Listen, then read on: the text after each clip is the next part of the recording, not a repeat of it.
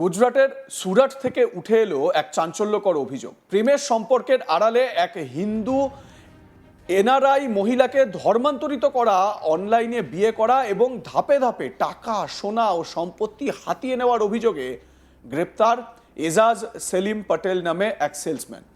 এই ঘটনায় লাভ জিহাদ তত্ত্ব নতুন করে সামনে এসেছে। প্রশ্ন উঠছে, এ কি নিছক প্রেমের প্রতারণা, নাকি এর পেছনে আরো বড় কোনো মতাদর্শগত প্রভাব কাজ করছে? অভিযুক্ত এজাজ সেলিম পটেল, যিনি সুরাটের রামপুরা এলাকায় থাকতেন, পেশায় একটি নামী পোশাকের শোরুমের সেলসম্যান। শোরুমটি সুরাটের ঘোড়দোদ রোডে অবস্থিত। পুলিশ সূত্রে জানা গিয়েছে, হিম্মতনগরের বাসিন্দা এক 40 বছর বয়সী হিন্দু এনআরআই মহিলা নিয়মিত অনলাইনে ওই শোরুম থেকে পোশাক কিনতেন। সেই সূত্রেই পরিচয়। অভিযোগ অনুযায়ী কাস্টমার ফিডব্যাকের অজুহাতে অভিযুক্ত মহিলার মোবাইল নাম্বার সংগ্রহ করে সেটা নিয়ে তার মিসইউজ করে সেলিম এই কাণ্ডটি ঘটায়। প্রথমে পণ্য নিয়ে সাধারণ কথাবার্তা, তারপর নিয়মিত ফোন ও মেসেজ, ধীরে ধীরে ব্যক্তিগত আলাপচারিতা, আবেগের আদান প্রদান এবং সেখান থেকেই ঘনিষ্ঠতা। এই মামলার সূচনা হয় একটি ইমেল অভিযোগের মাধ্যমে। মহিলা, যিনি 2020 সালে বিবাহ বিচ্ছেদের পর তার মেয়েকে নিয়ে আমেরিকায় বসবাস করছেন, সেখান থেকেই অভিযোগ জানান। অভিযোগ পাওয়ার পর তার ভাই সুরাটের লালগেট থানায় লিখিত অভিযোগ দায়ের করেন। এরপরই পুলিশ গ্রেপ্তার করে এজাজ সেলিম পটেলকে। পুলিশ তার মোবাইল ফোন ও ল্যাপটপ বাজেয়াপ্ত করেছে। তদন্তকারীরা এখন digital chat, email, WhatsApp message এবং আর্থিক লেনদেনের নথি খতিয়ে দেখছেন।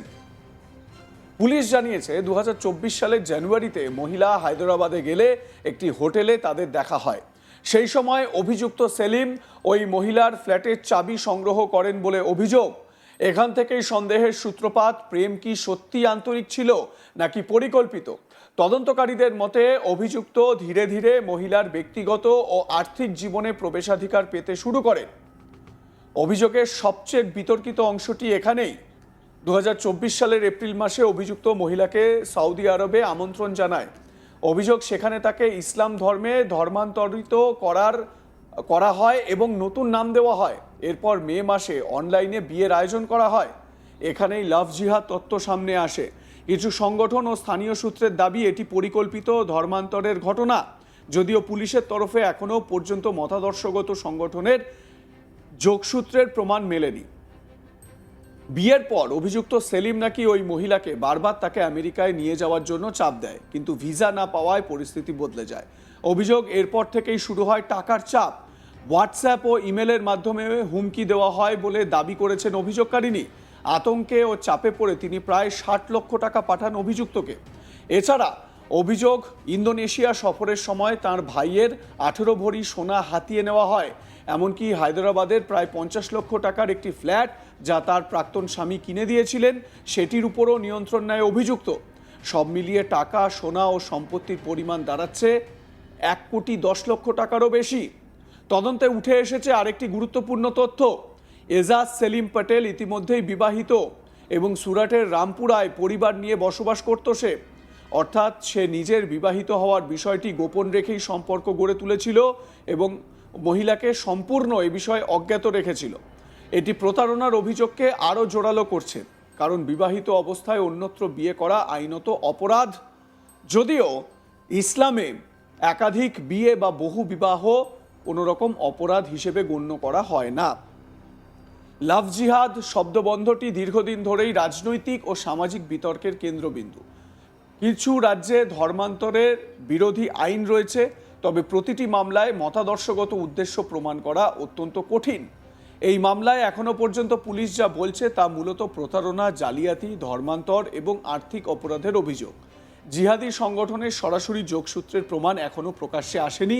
সুরাটের লালগেট পুলিশ স্টেশনের ইন্সপেক্টর NM চৌধুরী জানিয়েছেন যে 16 ফেব্রুয়ারি 2026 তারিখে একটি অভিযোগ দায়ের করা হয়। অভিযোগে বলা হয় যে লালগেট থানা এলাকার বাসিন্দা এজাজ সেলিম পটেল অনলাইনে কেনাকাটা করার সময় অভিযোগকারিনীর মোবাইল নাম্বার পান এবং হর্স রেস রোডের G3 ফ্যাশনসের অনলাইন ই-কমার্স বিভাগে কর্মরত থাকাকালীন ওই মহিলার সঙ্গে বন্ধুত্ব করেন। পরবর্তীকালে তারা হায়দ্রাবাদ এবং সৌদি আরবে দেখা করেন। সেখানে অভিযুক্ত অভিযোগকারিনীর সঙ্গে বন্ধুত্ব করেন, তাকে প্রতারণা করেন, অনলাইনে বিয়ে করেন এবং ধর্মান্তরণ করেন। পরবর্তীতে তারা ইন্দোনেশিয়ায় দেখা করেন। এই সম্পর্কের সময় অভিযুক্ত ইমেল, টেলিফোন এবং হোয়াটসঅ্যাপের মাধ্যমে অভিযোগকারিনীর কাছ থেকে 60 লক্ষ টাকা দাবি করেন এবং গ্রহণ করেন। এছাড়াও অভিযুক্ত হায়দ্রাবাদে ওই মহিলার ফ্ল্যাটের চাবি এবং মহিলার ভাইয়ের কাছে থেকে প্রায় 18 ভরি সোনার গয়না নিয়ে নেয়। ওই মহিলার অভিযোগ এবং তার ইমেল বিবৃতির ভিত্তিতে অভিযুক্তকে গ্রেপ্তার করা হয়েছে। অভিযুক্তকে আদালতে হাজির করা হয় এবং একদিনের রিমান্ড নেওয়া হয়েছে। আরও তদন্ত চলছে। তদন্তে আরও জানা গেছে যে অভিযুক্ত ইতিমধ্যেই বিবাহিত এবং তার প্রথম স্ত্রীর সঙ্গে বসবাস করছে সে। অভিযোগ এবং ভুক্তভোগীর ভাইয়ের ইমেল বিবৃতি অনুসারে অভিযুক্ত মহিলাকে প্রতারণা করে ধর্মান্তরিত করতে বাধ্য করেছে। তবে ভুক্তভোগীর বক্তব্য রেকর্ড করার পরই প্রকৃত ঘটনা জানা যাবে। পুলিশ ইন্সপেক্টর NM চৌধুরী কি জানিয়েছেন সাংবাদিকদের, শুনুন। ગઈ તારીખ 16/2/2026 એક ફરિયાદ નોંધાયેલી છે, જેમાં એક ભોગ બનનાર મહિલા અત્યારે USA રહે છે અને તેની સાથે અત્રેના લાલગેટ પોલીસ સ્ટેશન વિસ્તારમાં રહેતા એજાજ સલીમભાઈ પટેલ ઉંમર વર્ષ 32 નાઓએ તેની સાથે ઘોડદોડ રોડ ઉપર G3 ફેશનમાં ઓનલાઈન ઈ-કોમર્સ વિભાગમાં કામ કરતો હોય અને ઓનલાઈન શોપિંગ દરમિયાન તે એના કોઈપણ રીતના સંપર્ક નંબરો મેળવી અને તેની સાથે મિત્રતા કેળવેલી.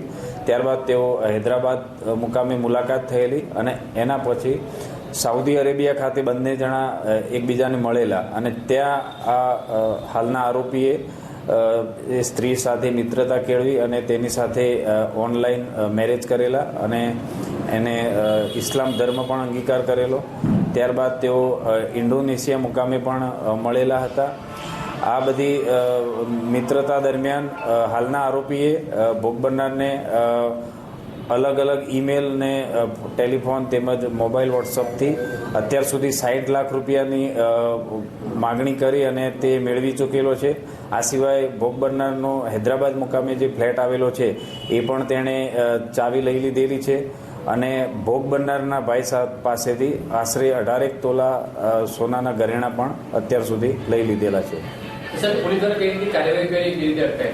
હાલમાં ફરિયાદી દ્વારા ફરિયાદ આપતા ભોગ બનનારના ઈમેલ સ્ટેટમેન્ટ આધારે આરોપીને અટક કરવામાં આવેલ છે અને ગઈકાલે કોર્ટમાં રજૂ કરી 1 દિવસના રિમાન્ડ મેળવી અને આગળની તપાસ ચાલુ છે. હા, તપાસ દરમિયાન હાલનો આરોપી પણ પોતે અગાઉ પોતાની પ્રથમ પત્ની સાથે લગ્ન કરેલા હતા અને હાલ તેની સાથે રહે છે. ધર્મ પરિવર્તન કરાયું હતું, કઈ રીતના ધર્મ પરિવર્તન કરાયું હતું? ભોગ બનનારના જે ઈમેલ સ્ટેટમેન્ટ છે અને એના ભાઈ જે ફરિયાદ આપેલી છે એમાં જણાવેલ છે કે ભોગ બનનારને ત્યાં મોબાઈલ ઉપર અને ત્યાં જ્યાં રૂબરૂ મળેલો ત્યાં મિત્રતામાં ભોળવી અને ધર્મ પરિવર્તન કરાયેલાનો આક્ષેપ કરેલો છે, પરંતુ ખરી હકીકત જ્યારે ભોગ બનનારનું નિવેદન થશે ત્યારે બહાર આવશે. লাইক কমেন্ট শেয়ার করতে ভুলবেন না। দেখতে থাকুন আজ তাক বাংলা। সাবস্ক্রাইব করুন আমাদের ইউটিউব চ্যানেলটি, বেল আইকন প্রেস করুন নোটিফিকেশন পেতে।